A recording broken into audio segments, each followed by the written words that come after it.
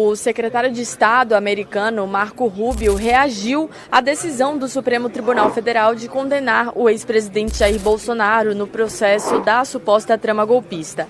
Em uma postagem no X, Rubio escreveu: as perseguições políticas do violador de direitos humanos sancionado, Alexandre de Moraes, continuam, já que ele e outros membros do Supremo Tribunal Federal decidiram injustamente prender o ex-presidente Jair Bolsonaro. Os Estados Unidos responderão adequadamente a essa caça às bruxas. Mais cedo, o presidente Donald Trump reagiu ao julgamento e afirmou que estava acompanhando. Bolsonaro was just found guilty by the Supreme Court. You've been very clear that you would apply sanctions. Are you thinking further sanctions to Brazil because of this, Bolsonaro? Well, I watched that trial. I know him pretty well. Foreign leader. I thought he was a good president of Brazil. And it's very surprising that could happen. That's very much like they tried to do with me, but they didn't get away with it at all. But I can only say this. I knew him as president of Brazil. He was a good man. And I don't see that happening. Não é um dia agradável, óbvio, né? Um golpe de Estado, talvez, não sei se golpe de Estado seria o termo. Tô tentando encontrar ainda um adjetivo, Max, para quando uma organização criminosa finge ser juiz e inventa crime de uma pessoa inocente para condená-la de um crime que nem eles sabem dizer qual crime a pessoa cometeu. Pois é. Né? Não tem. Você tem uma condenação injusta, uma condenação sem crime, e se alguém falar, Marcos, mas como você pode estar falando isso? Olha o voto do Fux de ontem. Está provado ponto a ponto, crime a crime. Não tem nada, não tem prova. Crime a crime que não existiu. Que não existiu, está provado que não existiu. Hoje nós vamos conversar com o deputado federal Eduardo Bolsonaro, após o STF, a primeira turma do STF, formar maioria para condenar o ex-presidente Jair Bolsonaro por golpe de Estado. O ministro Alexandre de Moraes, relator da ação penal, votou por acolher na íntegra as acusações da Procuradoria-Geral da República, assim como Flávio Dino, Carmen Lúcia hoje, e o voto divergente foi de Luiz Fux ontem. Deputado Eduardo Bolsonaro, obrigado por sua participação. Como avalia agora essa votação no STF que confirma a condenação de Bolsonaro por golpe de Estado? Acho que o principal, né, que foi as questões levantadas pelo ministro Fux, rebatendo e desconstruindo por completo, né, a falsa narrativa criada pela PGR, isso se manteve intacto. Né? A ministra Carmen Lúcia, ela repete a mesma ladainha retórica de Alexandre de Moraes e de Flávio Dino, falando que Bolsonaro comandava qualquer tipo de organização criminosa e, na verdade, não apresenta nada. O ministro Fux foi muito feliz no seu voto, inclusive técnico, tem que ser dito, porque ele falou, olha, tudo que o Moraes estava dizendo, falando que era organização criminosa e atos executórios de um golpe, não passaram de reuniões do presidente com o seu ministro, inclusive com o Bolsonaro descartando o possível uso, né, de um estado de defesa ou estado de sítio, que são mecanismos previstos na Constituição.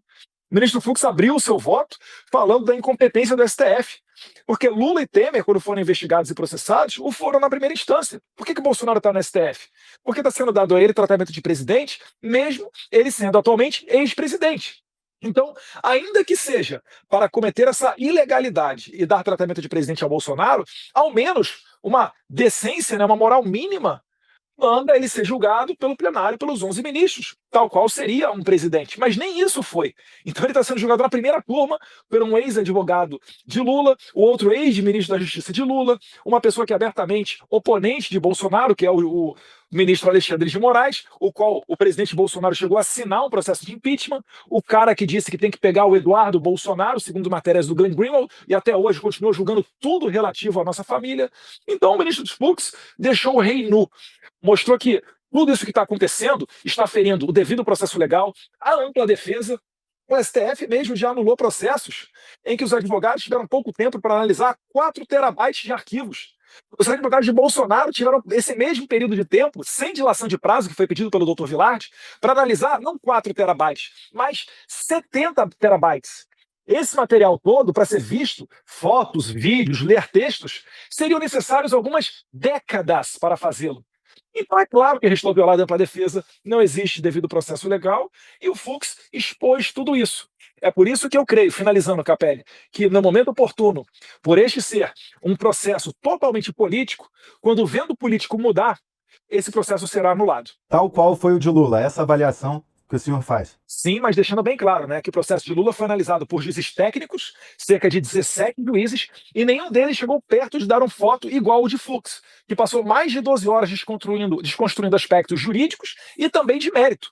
O Fux chegou a ter que descer, né, lendo o relatório da PGR, ao fato de que, calma lá, então não houve um golpe porque um dos golpistas não pegou um táxi. Se ele tivesse encontrado um táxi, então teria ocorrido um golpe.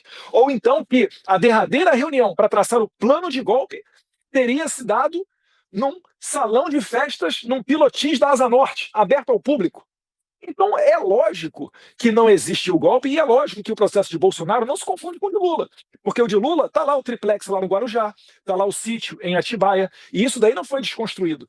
Quando foi anulado o processo de Lula, foi porque o ministro Fachin disse que ele foi processado no CEP errado. Não deveria tê-lo sido em Curitiba, mas sim em São Paulo ou em Brasília. Isso daí foi uma formalidade que encontraram para essa manobra jurídica. O que é diferente de dizer que o Lula deveria ser absolvido. Fux disse: Bolsonaro tem que ser absolvido por falta de provas, por incompetência do foro, pela violação do devido processo legal, da ampla defesa e vários outros dispositivos legais. Qual a expectativa do senhor para o voto de Cristiano Zanin? Ele é advogado do Lula. Não dá para você levar a sério um julgamento desse. É sério, mas ninguém se diz impedido. E ele, advogado de Lula, pessoa tão próxima que foi indicada ao STF. Eu te digo, né, se o Alexandre de Moraes fosse ser julgado apenas por André Mendonça ou por Cássio Nunes, será que ele diria que isso daí é um processo justo? Eu acho que não. Então a gente está diante de um jogo de cartas marcadas. Eu acho que o Zanin vai pagar o pedágio da sua indicação.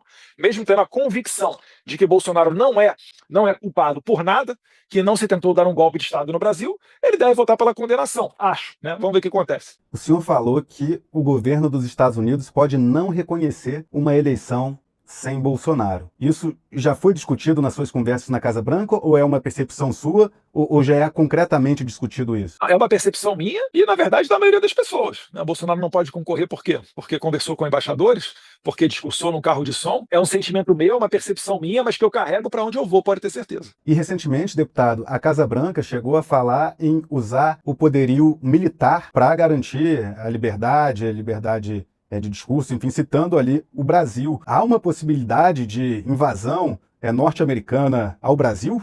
Acho que nesse momento não, né, Capelli? Mas se for o regime brasileiro for consolidado e tiver uma evolução igual a da Venezuela, né, com eleições que não são nada transparentes, né, sem a ampla participação da oposição, regado a censura e prisões políticas, o Brasil pode perfeitamente no futuro ser necessário a vinda de caças F-35 e de navios de guerra, porque é o atual estágio da Venezuela. E você não consegue mais consertar aquilo dali com remédios diplomáticos como as sanções. Poderia ser um uso para o futuro. Eu acho que foi muito feliz a porta-voz da Casa Branca, né, a Caroline Leavitt, falando isso, porque demonstra a disposição do governo Trump em defender as pautas da liberdade.